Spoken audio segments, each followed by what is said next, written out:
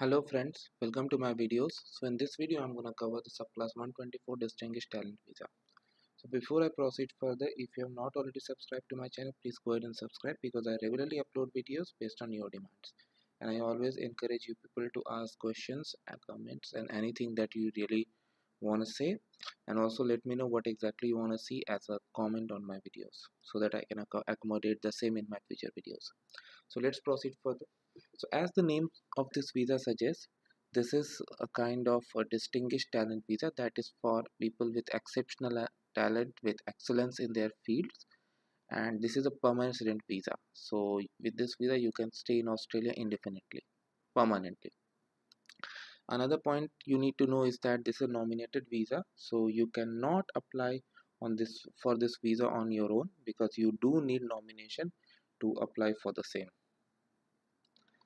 All right, so you can see that you can stay here permanently. Cost is also present. Processing time is not available due to low volume of applications. Of course, this is something that only people with distinguished talent can apply, so not everyone is applicable for this, so that's why the volume is low.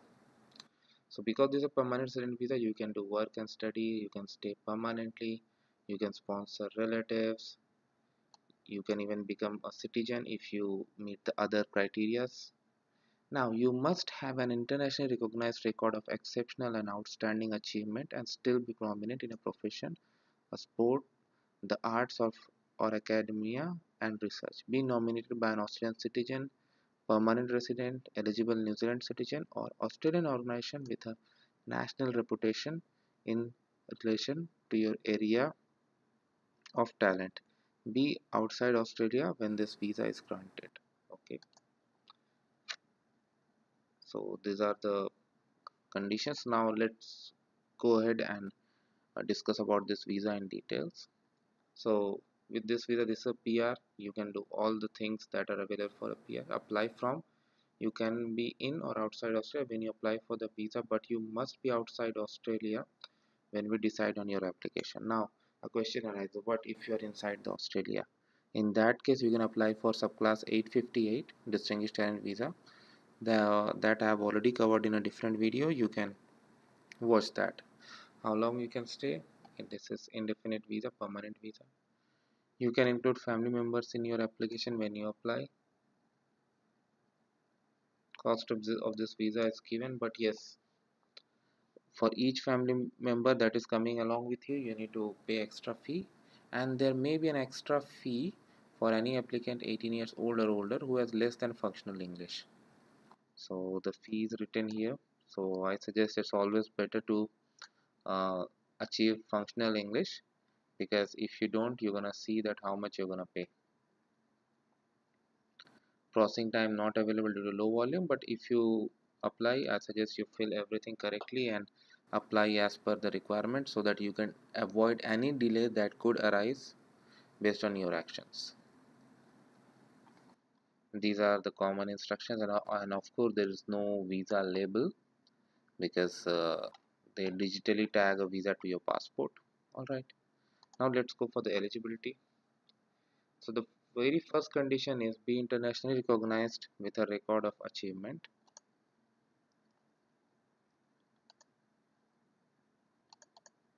So you must be internationally recognized with a record of achievement in a profession, a sport, the arts, or academy or research. Your achievements must be exceptional and outstanding. That means you are currently prominent in your field. Okay, so that means you have to be prominent currently in the field when you apply.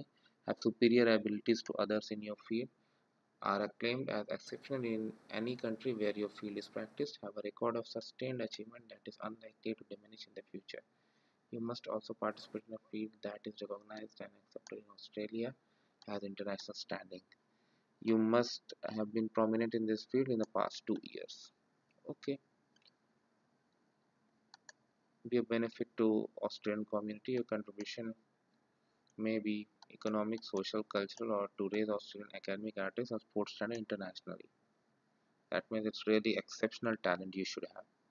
Have the ability to establish yourself in Australia. You must be able to find work in your field in Australia or become independently established in your field in Australia. You cannot include income from work outside your field, even that is only part of the overall income. So that means the field through which you are applying, you should be able to establish using that field.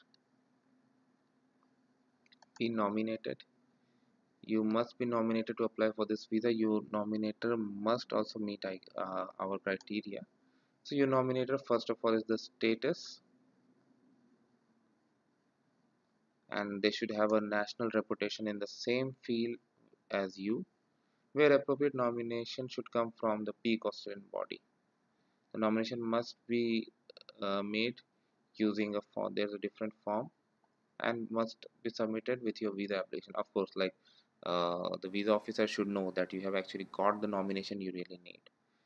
Age, you can be any age to apply for this visa.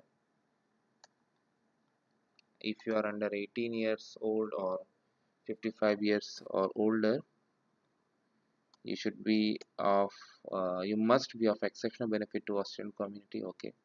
Health requirement, character requirement, death, this is same.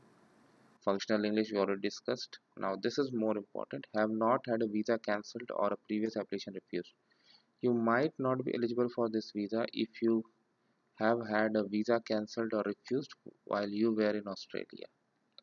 Okay, so that is also very careful. Once you click on this, you can find out what exactly, I mean, what are the uh, things, like if a visa cancellation affects your eligibility in details. Now let's go for step by step.